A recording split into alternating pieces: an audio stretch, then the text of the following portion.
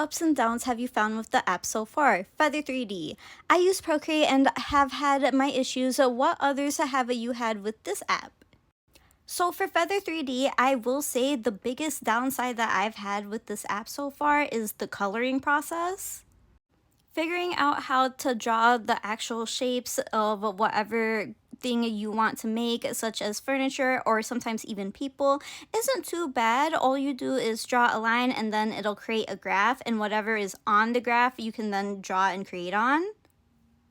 But the two main downsides that I've seen when it comes to coloring is one, there's no bucket or select tool feature for this, so everything has to be hand painted. They've had a couple updates, but unfortunately so far none of the updates have had to do with coloring.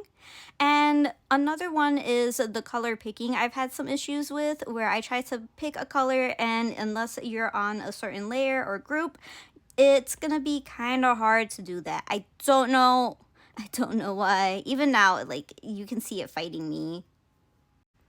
Okay, I finally got the color that I wanted. And so usually what I like to do is I like to use this brush, which is literally the paint roller tool, and it goes pretty big. And I simply just go across where I want and start painting. You can also it does have a similar feature to Procreate where if you press the button again, you can just draw a line, hold it, and it'll instantly become straight. And that helps a lot for the coloring process. And so far, it's pretty good if you lay down one solid color, but sometimes it can get pretty glitchy. I don't know why it does this thing. I'm gonna see if it does it again, or maybe this time it'll actually let me color. So if you want to paint on top of it, what you do is you just go over to your groups and then you make a new group. You can also consider it a layer. That's how I consider it. And you can, I think you can move them.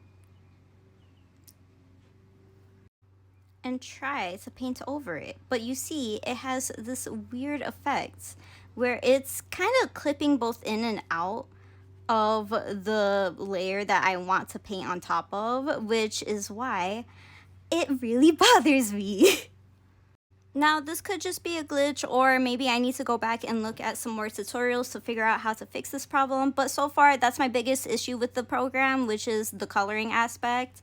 You can do some really nice drawings in this and create a lot more things, but right now I'm just using it for backgrounds, taking a quick screenshot, and then I put it into Procreate and I draw over the background in my brush style.